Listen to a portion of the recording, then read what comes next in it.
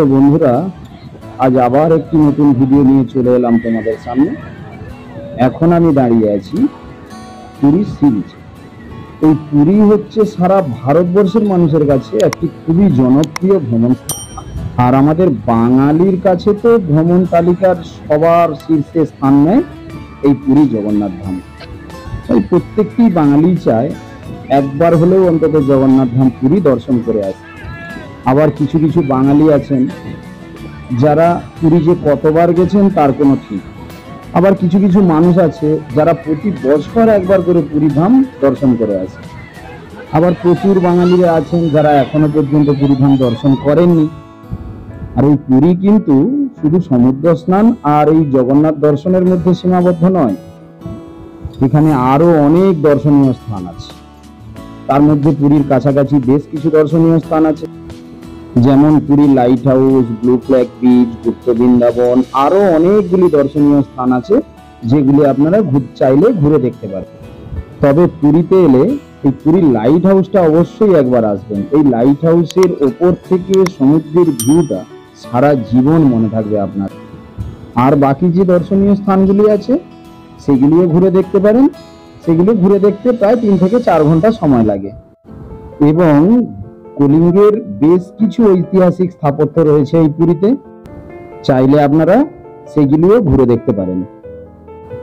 পুরীতে আজ আমাদের তৃতীয় দিন, আর এই তৃতীয় দিনে আজ আমরা ঘুরে দেখব পুরী, কোণার্ক, ভুবনেশ্বরের লিঙ্গরাজ মন্দির এবং সবশেষে ছোট বড় সবার প্রিয় নন্দনকানন। এই সব কিছু ঘুরে দেখতে প্রায় সারাদিন লাগে। আর এই ভুবনেশ্বর ট্রিপটি করতে আপনারা যদি 5-6 জন থাকেন তাহলে প্রাইভেট গাড়ি করতে পারেন, আর তা না হলে এখানে অনেক ট্রাভেলার এজেন্সি রয়েছে, তাদের মাধ্যমেও আপনারা করতে পারেন। ট্রাভেল এজেন্সিদের কাছ থেকে আপনি এই ট্রিপটি যদি করেন তাহলে আপনার কাছ থেকে নেবে 250 থেকে 300 টাকা, অবশ্যই নন এসি। আর এসি নিলে 350 থেকে 400 টাকা। আর এটা আপনারা ওটিডিসির মাধ্যমেও করতে পারেন, উড়িষ্যা ট্যুরিজম ডেভেলপমেন্ট কর্পোরেশনের মাধ্যমে। তো ওনাদের নন এসি ফ্যাসিলিটিটি এখন নেই, আপনারা এসি পে করেই আপনাদেরকে করতে হবে। তার জন্য ওনারা আপনাদের কাছ থেকে নেবে 535 টাকা। যেটা আপনার সুবিধে মনে হবে আপনি সেভাবে এই প্যাকেজটি বুক করে নেবেন। আর আমরা অবশ্য প্রাইভেট গাড়ি বুক করেছিলাম। তো দেখতেই পাচ্ছেন আমরা প্রাইভেট গাড়ি নিয়ে বেরিয়ে পড়েছি সকাল 7টার সময়। আর আমাদের এখন প্রথম যে জায়গাটিতে নিয়ে যাবে আমাদের গাড়ির ড্রাইভারদা, সেটি হলো চন্দ্রভাগা বিচ।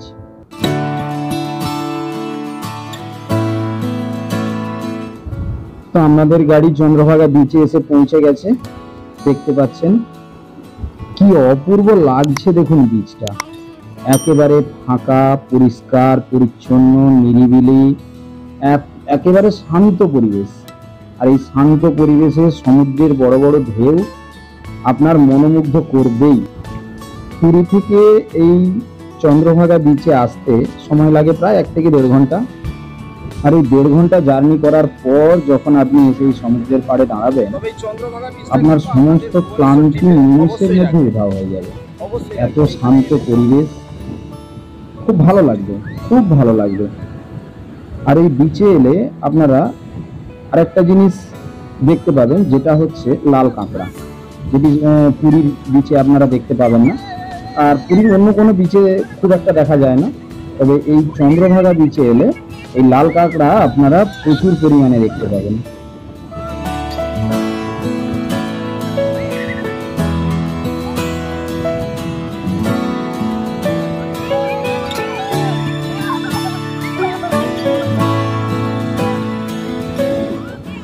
এই দেখুন লাল কাঁকড়াগুলো আপনাদের একটু দেখানোর চেষ্টা করি, জানি না দেখতে পাচ্ছেন কিনা। তো চলুন, আর বেশি সময় নেই। গাড়িওয়ালা দাদা আমাদের 15 মিনিট টাইম দিয়েছে। উনি বলছেন এখানে যদি বেশি সময় নষ্ট করেন তাহলে অন্য স্পটগুলি আর দেখার সময় হবে না। তো চলুন, আমরা চন্দ্রভাগা বিচ থেকে বেরিয়ে পড়লাম। এরপরের যে আমাদের গন্তব্য কোণার্ক সূর্য মন্দির।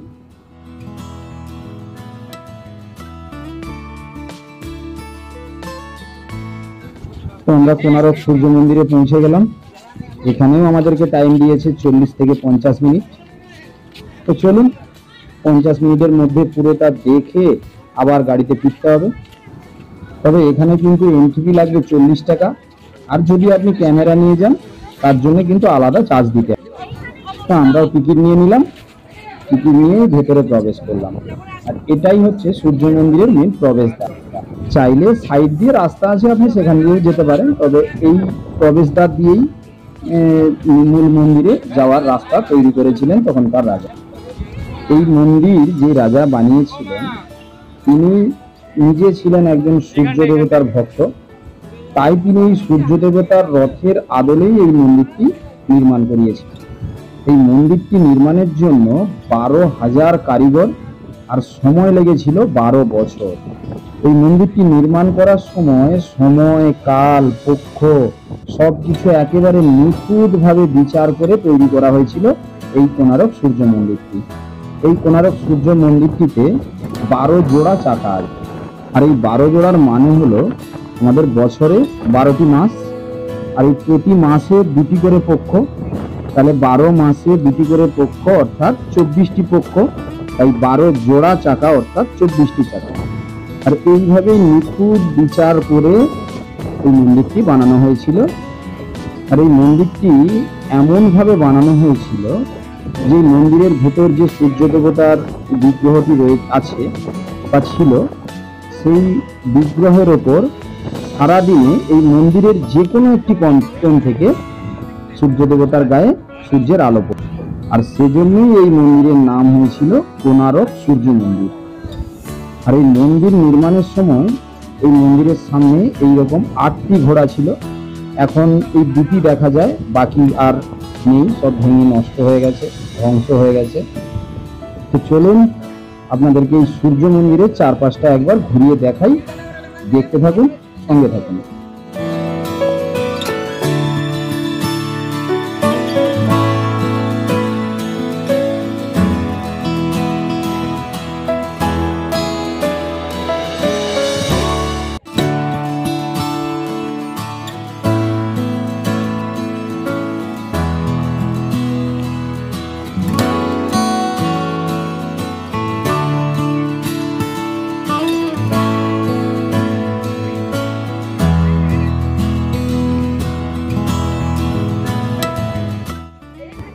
তবে আরো একটা কথা বলি, এই সূর্য মন্দিরের যে চাকাগুলো দেখতে পাচ্ছেন, এই চাকাগুলি কিন্তু সেকালে সূর্য ঘড়ি হিসেবেই ব্যবহার হতো।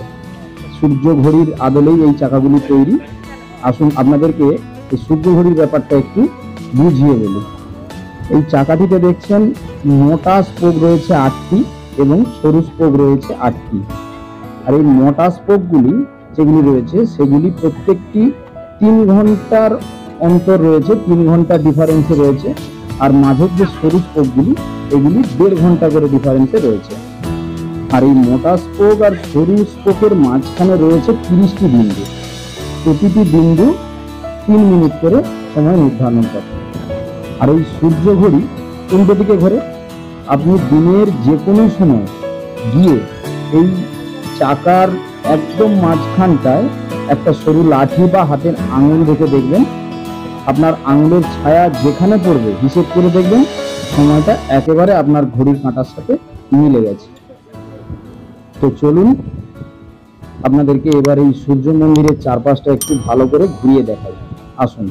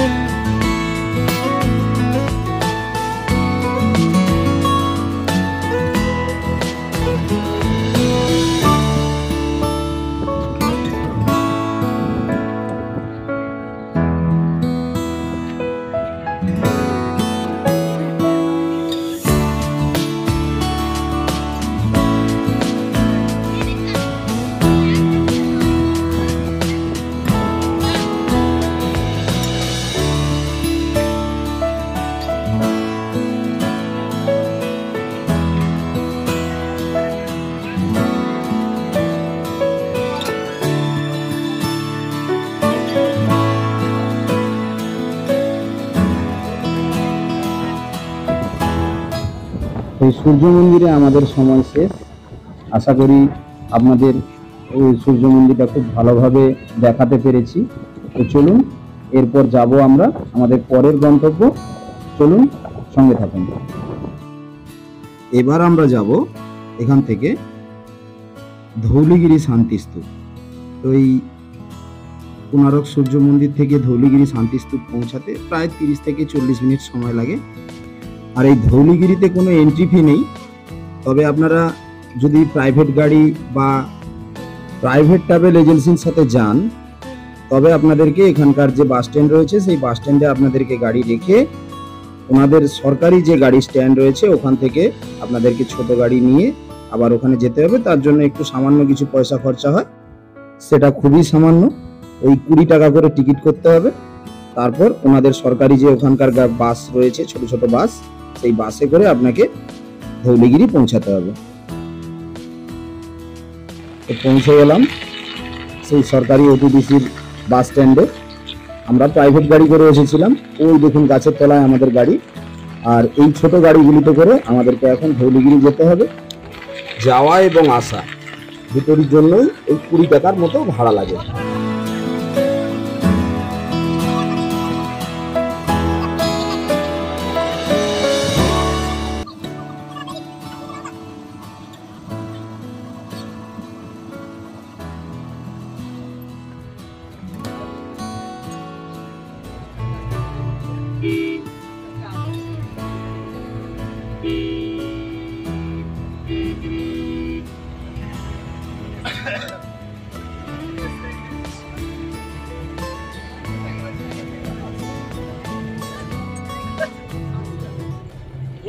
তো আমরা ধৌলি শান্তিস্তূপের কাছে পৌঁছে গেলাম। চলুন ধৌলি শান্তিস্তূপটা ঘুরে দেখে আসি। ওই যে সামনের সিঁড়িটা দেখছেন, এই সিঁড়িটা দিয়ে আপনাদেরকে উপরে আসতে হবে। আর এই ধৌলি শান্তিস্তূপের বিষয়ে জানতে হলে তাহলে একটু বলতেই হয় ইতিহাসের কথা। 261 খ্রিস্টপূর্বাব্দে সম্রাট অশোক আক্রমণ করেছিলেন এই কলিঙ্গ রাজ্য। এই কলিঙ্গ জয় করার জন্য তিনি একদম উন্মাদ ছিলেন। আর তিনি আক্রমণটা শুরু করেছিলেন এই দয়া নদীর তীরে ধৌলি পাহাড়ের। আর এই কলিঙ্গের রাজাও কিন্তু কম শক্তিশালী ছিলেন না। সম্রাট অশোকের সৈন্যের সামনে রুখে দাঁড়ালো কলিঙ্গের সৈন্যরা। কিন্তু একসময় কলিঙ্গের সৈন্যরা একটু দুর্বল হয়ে পড়ল। তখন এই কলিঙ্গ রাজ্যকে বাঁচানোর জন্য এগিয়ে এলো কলিঙ্গ রাজ্যের সক্ষম প্রজারাও।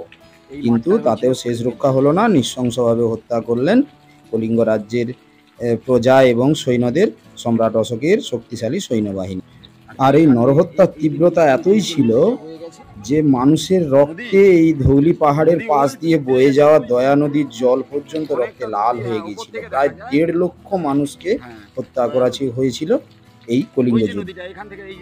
এই দিক থেকে সেই দয়া নদীটা দেখা যাচ্ছে না। আসুন আপনাদেরকে মন্দিরের পেছন দিক দিয়ে খুব ভালো দেখা যায়। আসুন আপনাদের সেই দয়া নদীটা একবার দেখাই। এই হচ্ছে সেই দয়া নদী, যে নদীর জল রক্তে লাল হয়ে গিয়েছিল। সম্রাট অশোক কলিঙ্গ জয় করলেন। তারপর তিনি যখন এই কলিঙ্গ রাজ্য পরিদর্শনে বেরোলেন তখন তিনি দেখলেন যে পুরো রাজ্য জুড়ে শোকের ছায়া, বিধবা নারীদের হাহাকার, অনাথ শিশুদের কান্না দেখে তার মনের মধ্যে দয়া হলো এবং তিনি ঠিক করলেন যে তিনি আর কখনো যুদ্ধ করবেন না। তিনি অস্ত্র ত্যাগ করে বৌদ্ধ ধর্ম গ্রহণ করলেন। আর এই কলিঙ্গ যুদ্ধের পর সেই চণ্ডা অশোক ধর্মা অশোকে পরিণত হলেন এবং এরপর থেকে তিনি শান্তির বাণী, ধর্মের বাণী সারা বিশ্বে প্রচার করা শুরু করলেন। তার বহু বছর পর এই 1972 সালে জাপানি বৌদ্ধ সংঘ এবং কলিঙ্গ নিপুণ বৌদ্ধ সংঘ এই শান্তিস্তূপটি নির্মাণ করেন। তো চলুন এবার আপনাদের এই শান্তিস্তূপের চারপাশটা একটু খুব ভালোভাবে ঘুরিয়ে দেখাই। এই শান্তিস্তূপের চারদিকে 4টি ভগবান বৌদ্ধের মূর্তি আছে এবং সম্রাট অশোক যখন অস্ত্র ত্যাগ করে বৌদ্ধ ধর্ম গ্রহণ করেছিলেন তারও কিছু নিদর্শন রয়েছে এই মন্দিরের চারপাশে। এবং সেই কলিঙ্গ যুদ্ধের কিছু নিদর্শন খোদাই করা আছে এই মন্দিরের চারপাশে। চলুন আপনাদের একটু ভালোভাবে ঘুরিয়ে দেখাই, আসুন।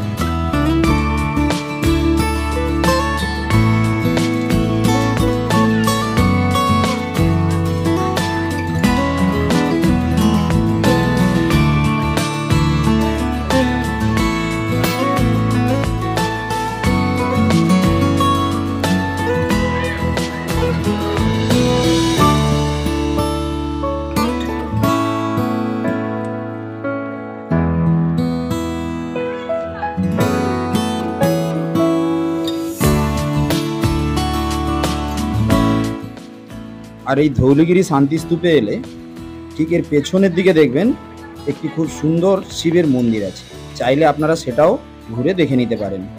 এই পেছন দিক দিয়ে গিয়ে এই যে রাস্তাটা দেখছেন, এই রাস্তাটা দিয়ে গিয়ে দেখবেন পেছনে একটা খুব সুন্দর শিবের মন্দির আছে সাজানো গোছানো, আপনারা চাইলে সেটাও দেখে নিতে পারেন।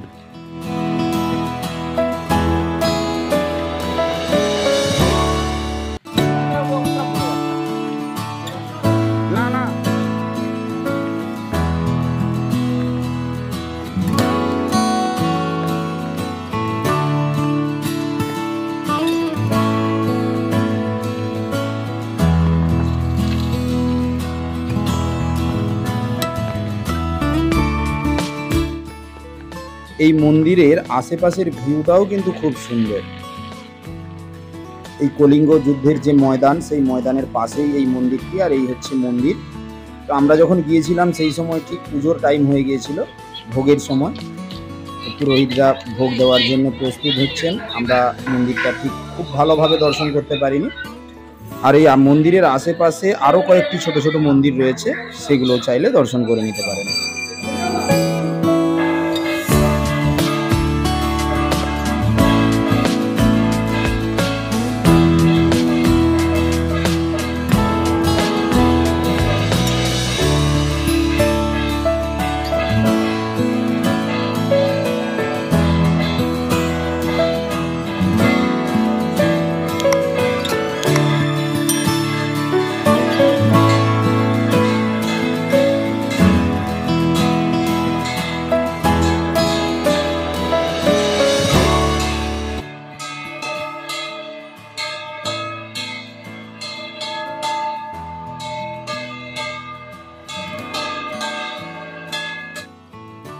এই ধৌলিগিরি দেখে আমরা বেরিয়ে পড়লাম, এই যে আমাদের গাড়ি।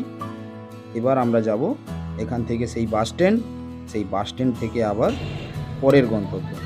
তো চলুন, সঙ্গে থাকুন।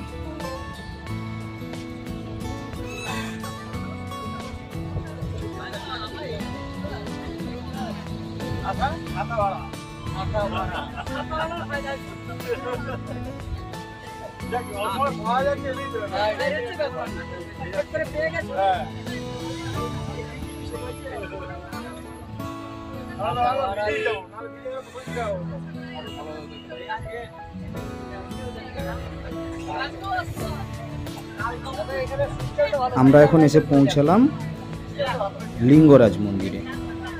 আর এই লিঙ্গরাজ মন্দিরের ভেতরে ক্যামেরা অ্যালাউ নেই, তাই আপনাদের এর ভেতরের যে ভগবানের যে মন্দিরগুলি রয়েছে এবং আরও অসংখ্য মন্দির আছে এর ভেতরে, তো সেই সমস্ত মন্দিরগুলি আমি আপনাদের আর দেখাতে পারলাম না। তবে এর বিষয়ে একটু বলি। এই যে লিঙ্গরাজ মন্দির, এই লিঙ্গরাজ মন্দিরে যে ভগবান শিবের যে শিবলিঙ্গটি রয়েছে, সেই শিবলিঙ্গটি স্বয়ং প্রকট হয়েছিল। এই শিবলিঙ্গটা যে কোথাও থেকে নিয়ে এসে এখানে স্থাপন করা হয়েছে তা কিন্তু নয়, এ স্বয়ং প্রকট হয়েছিলেন, তাই একে স্বয়ম্ভু মন্দিরও বলা হয়। আবার এই মন্দিরে ভগবান নারায়ণ এবং শিবের পুজো একসাথে করা হয়, তাই এই মন্দিরকে হরিহর মন্দিরও বলা হয়। তো চলুন চটপট করে এই মন্দিরটি দর্শন করে আসি। আমাদেরকে এখানে 15 থেকে 20 মিনিট সময় দেওয়া হয়েছে, আর এই 20 মিনিটের মধ্যে আশা করি হয়ে যাবে। ছুটে যাব, চটপট দর্শন করব, ভিড়ও খুব কম আছে, চলে আসব। ভগবানের দর্শন খুব ভালোভাবে করে বেরিয়ে এলাম। এই দেখুন মন্দিরের বাইরে থেকে এইরকম একটা ভিউ। মন্দিরের ভেতরে ক্যামেরা অ্যালাউ নেই, তাই আপনাদের ভেতরের কিছু দেখাতে পারলাম না। তো চলুন, এরপর আমরা যাব আমাদের পরের গন্তব্যে, সঙ্গে থাকুন। এবার আমরা যাব আজকের এই ভ্রমণের একদম শেষ গন্তব্য, ছোট বড় সবার প্রিয় নন্দনকানন। এই সম্পূর্ণ নন্দনকাননটি রিভিউ করে দেখাবো আপনাদের, তাই সঙ্গে থাকুন। আর এই নন্দনকাননে কিন্তু এন্ট্রি ফি লাগবে, বড়দের 50 টাকা, আর 8 বছরের নিচে বাচ্চাদের লাগে 10 টাকা। আর এখানে আমাদেরকে সময় দেওয়া হয়েছে 2 থেকে 2.5 ঘন্টা। তো চলুন, এসে গেলাম। এই হচ্ছে নন্দনকানন, নন্দনকাননের মেন গেট। এখান দিয়ে প্রবেশ করতে হবে আপনাকে। আর এখান দিয়ে প্রবেশ করেই দেখবেন বাম দিকে রয়েছে টিকিট কাউন্টার। সেখান থেকে এই যে টিকিট কাউন্টার, এখান থেকে আপনারা টিকিট কালেক্ট করে নেবেন। কালেক্ট করে ভেতরে প্রবেশ করবেন। এইখানে এসে আপনাদের টিকিট চেক করবে। এইখানে টিকিট চেক করিয়ে তারপরে আপনারা প্রবেশ করবেন। এখান দিয়ে প্রবেশ করে বাম দিকের রাস্তাটা ধরে আপনারা হাঁটা শুরু করবেন। আর এই বাম দিকে প্রথমেই দেখুন একটি বাচ্চাদের জন্য পার্কের মতো রয়েছে। এই পার্কে চাইলে কিছুক্ষণ সময় কাটাতে পারেন, নইলে বাম দিকের রাস্তা ধরে আপনারা হাঁটতে পারেন। আর এর ভেতরে সাফারি গাড়িও পাওয়া যায়, সেগুলির ভাড়া নেয় 100 টাকা করে। আপনারা চাইলে সেই ব্যাটারি গাড়িতে করেও ঘুরতে পারেন। তবে আমার মনে হয় যে ব্যাটারি গাড়িতে করে নন্দনকানন ঘোরার চেয়ে পায়ে হেঁটে ঘোরাটা অনেক। হাঁটতে হাঁটতে প্রথমেই পৌঁছে গেলাম ভাল্লুকের খাঁচার কাছে। কয়েকটা ভাল্লুক রয়েছে। তো চলুন এবার হাঁটতে থাকি, আর আমি যা যা দেখব আজ সব কিছুই আপনাদেরকে দেখানোর চেষ্টা করব। তো সঙ্গে থাকুন, দেখতে থাকুন। এখানে অনেকগুলি ভাল্লুক দেখতে পাচ্ছি। আমি গতবারে এসেছিলাম, এতগুলো ভাল্লুক ছিল না, দেখতেও পাইনি, হয়তো ভেতরে ছিল। এবারে দেখলাম সব ভাল্লুকগুলি বাইরে আছে। এরপরেই এসে গেলাম বাঘের খাঁচায়। এই দেখুন খাঁচার এই বেদিটার ওপরে দুটো বাঘ শুয়ে আছে। তো চলুন আবার একটি বাঘের খাঁচার কাছে চলে এলাম। এবার আপনাদেরকে পুরো নন্দনকাননটা ঘুরিয়ে দেখাই, সঙ্গে থাকুন।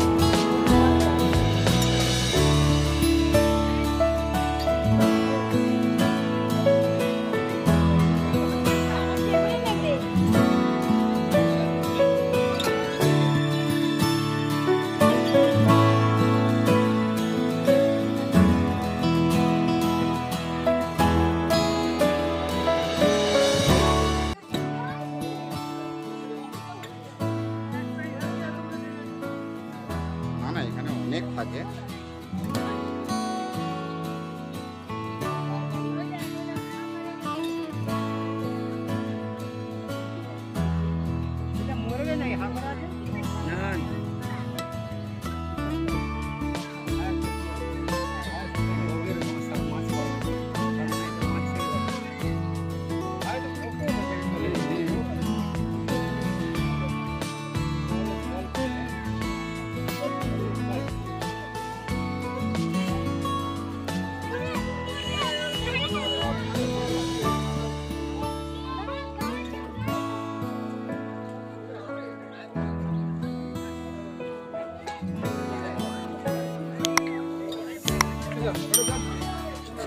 এই জায়গাটার ভেতরে রয়েছে বিভিন্ন প্রজাতির সাপ, কুমির, বিভিন্ন প্রজাতির গিরগিটি, আরও অনেক কিছু। চলুন ভেতরটা আপনাদের একটু ঘুরিয়ে দেখাই।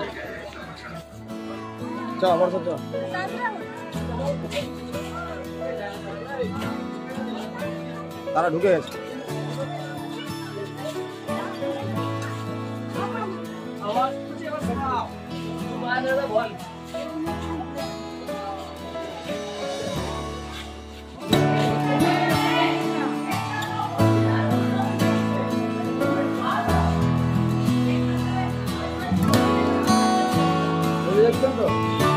এর ভেতরে এইগুলো সব এই যে অ্যানাকোন্ডা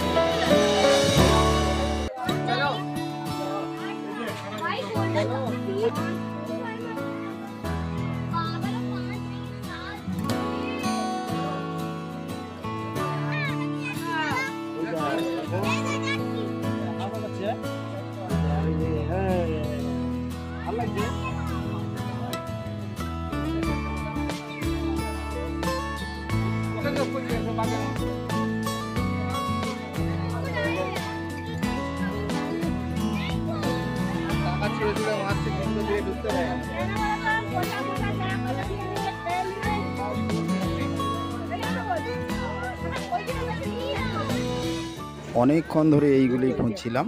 এই দেখুন জলহস্তি, দুটো জলহস্তি জলের মধ্যে কেমন গা ভাসিয়ে রয়েছে দেখুন।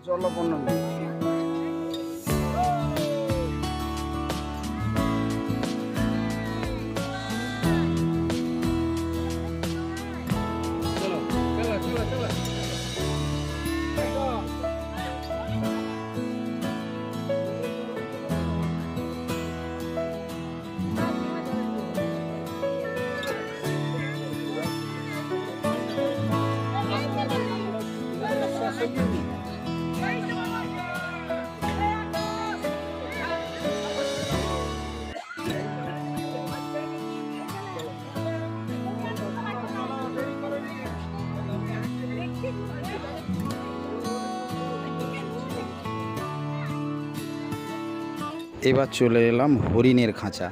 প্রচুর হরিণ রয়েছে, দেখুন প্রচুর হরিণ একসাথে রয়েছে, দেখুন।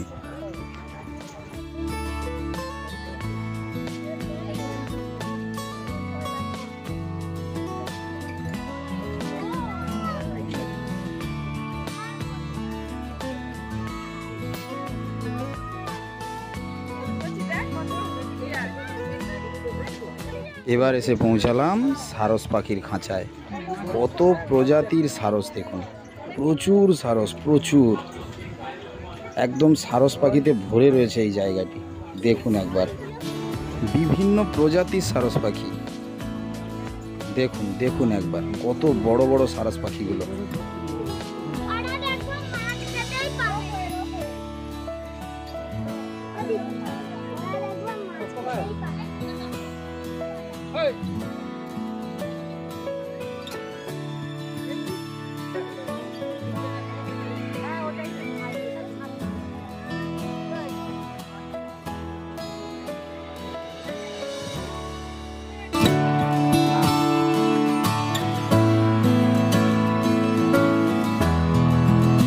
আর এই জায়গাটায় এসে কিন্তু সবার মন ভরে গেল।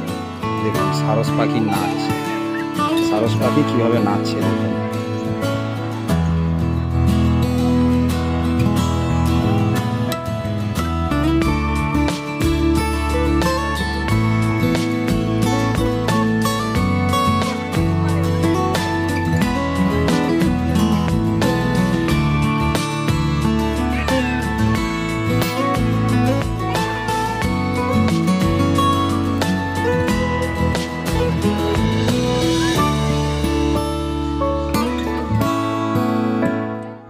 সব শেষে এসে পৌঁছালাম ময়ূরের খাঁচায়, আমাদের জাতীয় পাখি, ভারতবর্ষের জাতীয় পাখি ময়ূর। ময়ূরের খাঁচার সামনে এসে পৌঁছালাম। তো বন্ধুরা, আমি পুরো নন্দনকাননটা আপনাদেরকে ঘুরিয়ে দেখানোর চেষ্টা করলাম। আর ভিডিওটা যদি ভালো লাগে তাহলে একটা লাইক করবেন, শেয়ার করবেন। চ্যানেলে নতুন হলে চ্যানেলটি অবশ্যই সাবস্ক্রাইব করে দেবেন। সবাই ভালো থাকবেন, সুস্থ থাকবেন।